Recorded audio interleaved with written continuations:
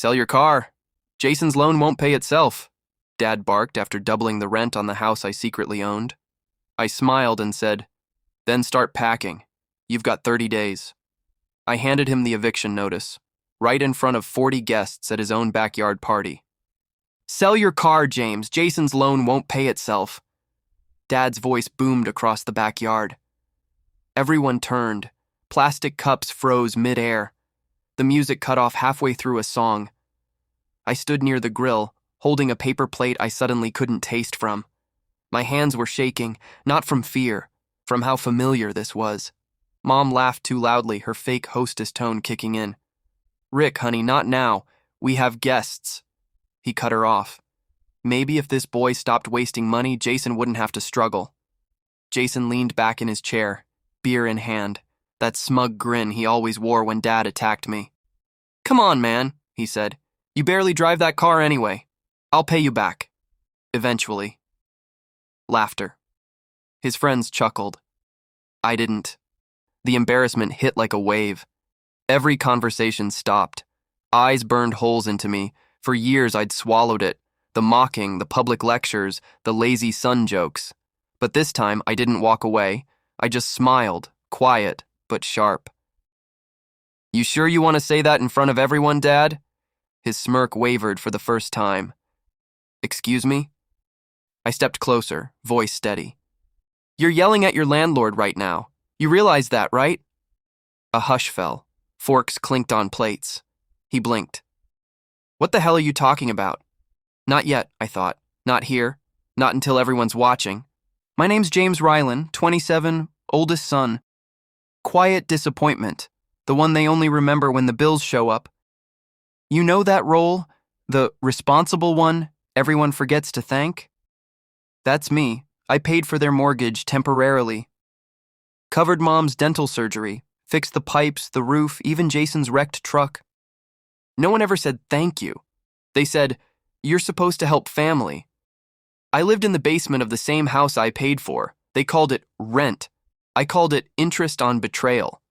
When people visited, Dad would brag, my house, my rules. I'd smile from the background, pretending it didn't sting, but I knew, and he didn't, that every brick, every repaint job, every loan payment came from my account. Sometimes silence isn't weakness. It's gathering power quietly. And that night, I was done being quiet. Family members introduced Dad, Rick Rylan, 58. Retired mechanic with an ego the size of Texas. He wears his pride like armor, even when he's broke. Mom, Linda, 55. Always smiling, always apologizing for him. The kind of woman who says don't start drama while the house burns down. Jason, 25, golden boy. Never paid rent, never worked a steady job. His biggest achievement? Convincing everyone else he just needs a break. At the party, Rick raised a toast. To Jason, for getting his business loan approved. Everyone clapped. I stood in the back, holding my drink, wondering how they'd react if they knew I'd co-signed that loan just to keep the bank from rejecting him. Jason looked at me, grinning. Wouldn't have done it without my big bro, right? Everyone cheered. I caught Mom's glance. Guilt flashed for half a second before she turned away. They had no idea I was drowning in the same payments they bragged about, and all I could think was, how did they twist my help into a punchline? The night got colder, the lights flickering across Dad's backyard deck. He was half drunk now, loud and proud. Rent's going up, by the way, he said casually, loud enough for everyone to hear. Inflation, you know? Jason laughed. Better start working extra shifts, James. My chest tightened. You're doubling my rent? Why?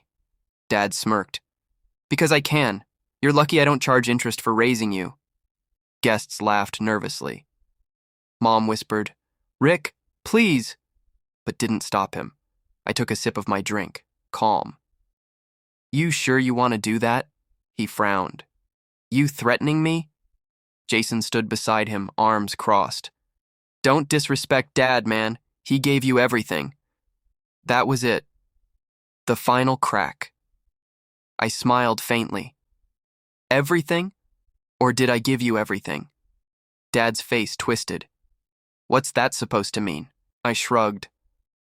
It means you might want to check who actually owns this house before you start raising the rent. His expression faltered. Mom dropped her glass. For the first time all night, Jason stopped smirking. You think this is your house? Dad barked, face red. You ungrateful punk! He stepped forward, jabbing a finger at my chest.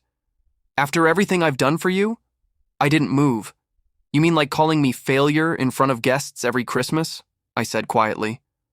Or asking me to sell my car while you made payments on Jason's second truck? People stared. Someone's phone was recording. Mom pleaded. James, please don't... Don't what? I cut in. Tell the truth? Jason shoved my shoulder. Don't talk to Mom like that. I stared at him, steady. You should thank her, Jason. She's been the one lying for you. And for him. The color drained from her face. Dad roared, Enough! This is my house! I took a step closer. Then prove it. Silence. He looked around, desperate for backup. No one spoke. That was the moment the room, or rather the whole backyard, shifted. The power flipped. They just didn't know it yet. I still remember the night everything changed. 3 years ago, Dad called me crying. The only time I'd ever heard him sound small. He'd lost his job. The bank was calling. If I lose the house, your mom will kill me, he said. I was 24, living paycheck to paycheck. I emptied my savings, sold my guitar, took an extra job just to cover their mortgage. He said, It's only temporary, son. You'll get it back. Weeks later, when I was signing paperwork at the notary office, I realized what the banker said. Congratulations, the property is now under your name. I asked Dad why. He said, just paperwork stuff, don't overthink it. But I knew. He'd traded ownership for survival and hoped I'd never notice. I never told anyone. I kept paying, mowing the lawn, fixing the roof, but every time he called it his house, something inside me died a little more. Subscribed back in the present, the whispers turned sharp. Dad grabbed the table, shaking. You forged my signature. I held up the envelope I'd brought, the notarized copy. No, you signed it yourself, Dad. Remember? The night after your accident? Jason laughed bitterly. You're a snake. You planned this. I stared at him. You mean the plan where I saved you from debt? You crashed 2 cars and blamed me for being too lucky. You think I didn't notice? Mom cried. James, please stop. Not in front of everyone. I looked at her gently. You had years to stop them. You never did. People were whispering louder now. Neighbors, co-workers, even Jason's girlfriend had their phones out. The truth wasn't a secret anymore. It was public property. Dad's face turned gray. You're no son of mine. I nodded. Then stop living in my house. Gasps. He froze, breath catching in his throat. Don't do this here, Mom begged, but I did. I took out the folded paper, laid it on the picnic table between the half-eaten cake and beer bottles. You've got 30 days, I said evenly. Then you're trespassing. Jason lunged forward, yelling, but 2 of his friends held him back. Mom whispered, James, you can't mean this. I looked her in the eye. I meant every payment I ever made, every sleepless night, every humiliation I swallowed. So yes, I mean this too. And with that, I walked out. I didn't look back as I reached my car. Behind me, the shouting blurred into silence. Mom called my name once. Jason yelled something about me being jealous. Dad's voice cracked. Not angry this time, just lost. You can't do this! But I could. And I did. For the first time in years, my chest felt light. I wasn't their servant, their fixer, their quiet scapegoat anymore. Mom caught up to me at the gate. You didn't have to humiliate him like that. I turned. He humiliated me for 10 years straight. I just replied, once. She looked down, shaking. People will talk. I smiled. Then maybe they'll finally talk about the truth. And I drove off. Not in guilt, but in freedom. Weeks passed. The for sale sign went up outside the house. Jason moved in with his girlfriend. Dad rented a small apartment out of town. Mom texted once a week. He's still angry, she wrote.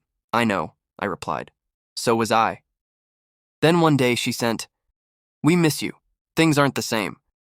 I didn't respond, not because I didn't care, but because I finally cared about myself more.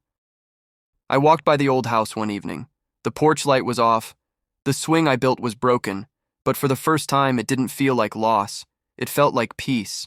I whispered to the quiet air, for the first time, I don't carry their weight anymore.